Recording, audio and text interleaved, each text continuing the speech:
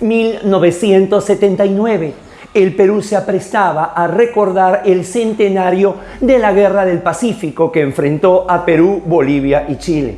Ese mismo año de 1979 también era el año en que empezaba la cuenta regresiva al gobierno militar de Francisco Morales Bermúdez, quien ya había convocado en el año 77 a una asamblea constituyente que se instala en 1978 para preparar la que fue finalmente la Constitución de 1979. Es en este mismo año, el 20 de enero, que se produce la ejecución del suboficial de la FAP, Julio Vargas Garayar, lo que significó la última ejecución de la pena de muerte en el Perú. De ello hablaremos unos minutos. Soy Guido Aguilar Grados y les doy la bienvenida a una nueva entrega de El Derecho en la Historia, la sección de Historia y Derecho de Tribuna Constitucional. Nuevamente, bienvenidos.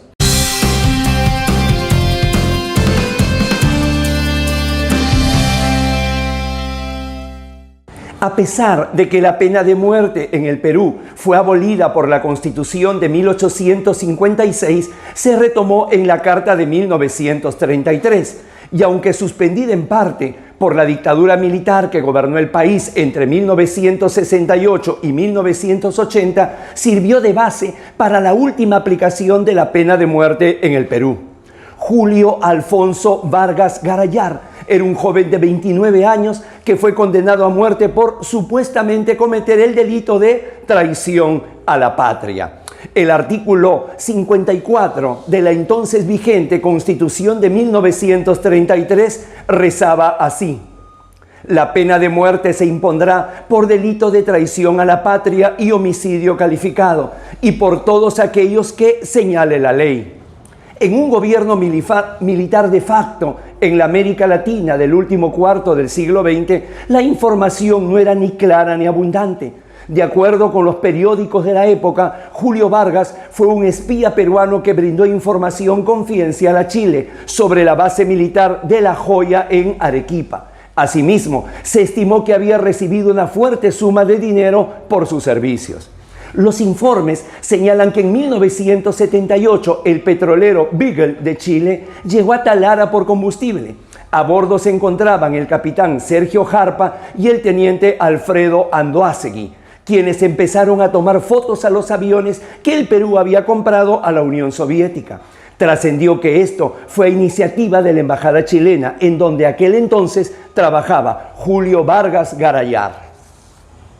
El suboficial de la FAP, Julio Vargas, habría recibido de parte de los chilenos una cámara Kodak 125 y dinero para supuestamente brindar la siguiente información: ampliación del sistema de antenas ADF y HDF, ubicación y funcionamiento de los llamados dedos de dispersión, pistas de aterrizaje, ubicación de subterráneos y emplazamiento, fotos y planos de la base sureña de La Joya. Esta tarea se habría cumplido entre agosto y octubre de 1978. Vargas Garayar habría pensado ir a Bolivia, ya que el consulado chileno le otorgaría un pasaporte. Pero al darse cuenta de que lo estaban siguiendo, decidió irse a Talara para pasar Ecuador. Aquí fue detenido y posteriormente acusado de traición a la patria bajo el Código de Justicia Militar. Finalmente fue fusilado el 20 de enero de 1979. El abogado del suboficial, César Lozano, se encontraba pidiendo los expedientes de Vargas cuando le informaron que ya había sido fusilado y enterrado. Como podemos ver, a pesar de tratarse de una pena capital, el secretismo y gruesas sombras de arbitrariedad cubren aún los acontecimientos. Una razón más para que, en la presente tercera década del siglo XXI, lograr la abolición absoluta de este desvío de la humanidad que aún sigue vigente en países de América: Cuba, Guyana, Guatemala, Jamaica, Trinidad y Tobago y Estados Unidos, además del Perú. ¿Cómo se regula actualmente la pena de muerte en el Perú? La Constitución de 1979 la acotó solamente para el caso de traición a la patria en tiempos de guerra. Ya luego, la Constitución vigente, la de 1993, la amplió para el terrorismo, producto de la emoción constitucional que se vivió en pleno Congreso Constituyente Democrático del año 92.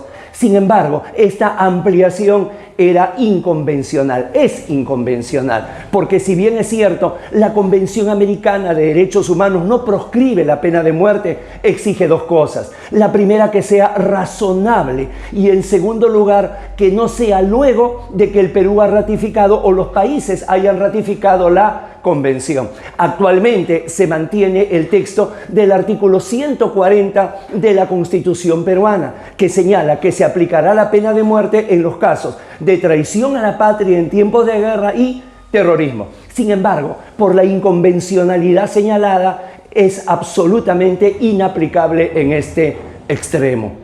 En tiempos donde se habla de una serie de reformas constitucionales y la Carta peruana ya va a cumplir 30 años, sería importante que una reforma constitucional terminara por eliminar la pena de muerte, no solamente por las razones de falibilidad, de error judicial, de tantas circunstancias que pueden darse, sino porque a estas alturas los grandes logros del derecho tienen que estar relacionados a su humanización. No olviden suscribirse a Tribuna Constitucional, y programas similares de historia y derecho lo encuentra en el playlist de su canal, Tribuna Constitucional. Y tampoco olvide que todo esto es posible gracias al apoyo que brinda la Escuela de Derecho EGACAL. Han sido muy amables, muchísimas gracias, un fuerte abrazo.